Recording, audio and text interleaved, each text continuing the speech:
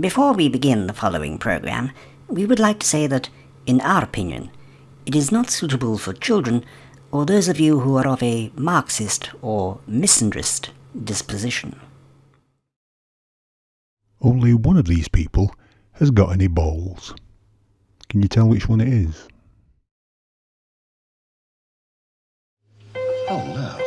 Oh, for God's sake! I don't like it. I know you don't. No. No. No. You can't rewrite history, not one line. People spend all their time making nice things, and other people come along and break them. It's the end. You're the cause of this disaster.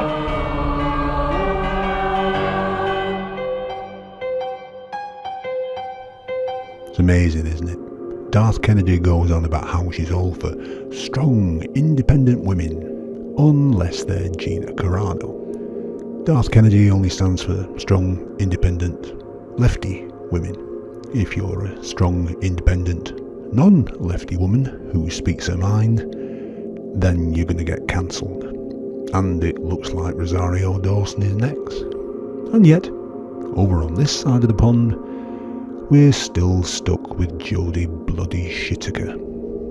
History is repeating itself.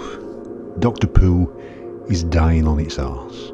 Despite the spike from the return of Captain Jack, the ratings are plummeting. Down, down, down, down, down, down, down, down. Whittaker is apparently bailing to try and save what's left of her career. Hallelujah!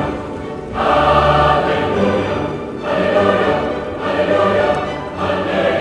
Hallelujah! And if she is, will there be a 14th Doctor? But perhaps more importantly, is there anybody left who gives a shit? They are socially conscious citizens. They are sheep. Does anybody care if Doctor Who gets cancelled again? I doubt it.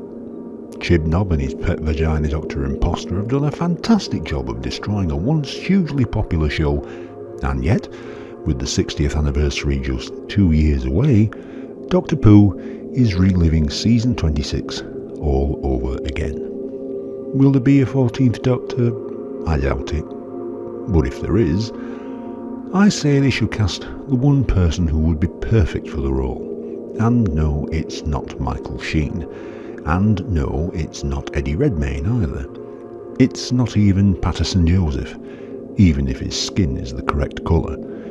No, the perfect casting choice for the 14th Doctor is Gina Carano. Okay, I'm not being entirely serious, but Gina Carano, a mixed martial arts cage fighter that you really don't want to mess with, deserves respect for having the balls to stand up to the lefty lynch mob on Twitter. Something Peter Davison wasn't man enough to do. If you're a non-lefty, then the Doctor is who he's always been, a male character portrayed by white male actors. That's the populist position, the one that resonates with and appeals to the majority of the population that are straight, moderate and reasonable. Unlike the lefties on Twitter and YouTube. As such, each Doctor is the equivalent of a variation on a theme. Same software, different case, if you like, or different face, same man underneath.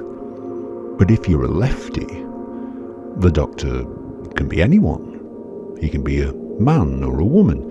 He can be black or white. He can be able-bodied or disabled, though don't get your hopes up for Nabil Shaban to be cast as the Doctor anytime soon. We've had posh doctors, northern doctors, Scottish doctors, so why not have an American Doctor, like Gina Carano, for instance? She'd be great at the Venusian Aikido for a start. If the Doctor, according to the lefties, doesn't have to be a man, if he can be black or white, then why does he have to be British? I mean, it's not as if that's part of his appeal, especially to an American audience. So why not have Gina Carano as the Doctor? I'll tell you why. Because Gina Carano isn't a lefty. She has the wrong opinions, and as such, according to the Twitterati speech police, needs to be Winston Smithed. She must be made to recant her heresy and submit to the groupthink, or she must be silenced and shamed. Twitter is a cesspit. populated by narcissistic inadequates whose only joy in life is sliming those who dare to disagree with them. Much like the woke wankers here on YouTube who shill for Shitika, lefties are always virtue signalling about how tolerant and inclusive they are. Unless it's someone who has the temerity to disagree with them. The minute you dissent from the groupthink, like Gina Carano, their calls for tolerance are exposed as a sham.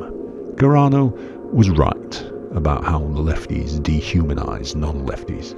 That's because they're brainwashed members of a cult of cultural Marxism that worships at the altar of gyneolatry, a cult of misandry masquerading as feminism, a cult that, by the way, regards feminism as less important than transgenderism.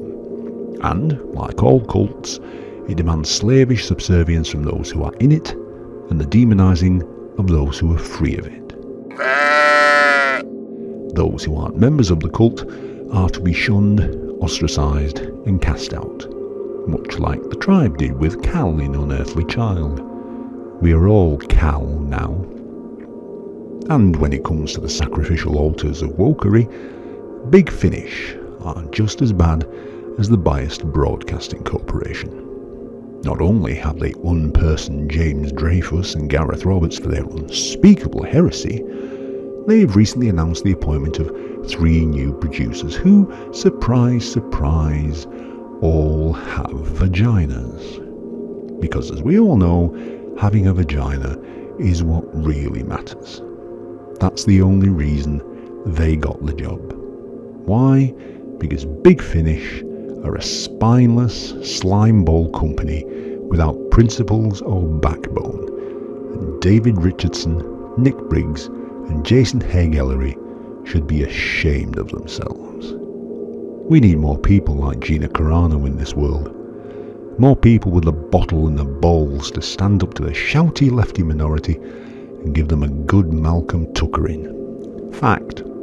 There are less swivel-eyed lefty cultists than there are normal, reasonable, moderate centrists. So why do you continue to allow yourselves to be intimidated by the social media equivalent of the school playground bully? There's only one way to deal with a bully, and that's to stand up to them. It's about time more of you did. Stop being a sheep. Do us all a favour. Grow some balls and be a bit more Gina. Before it's too late.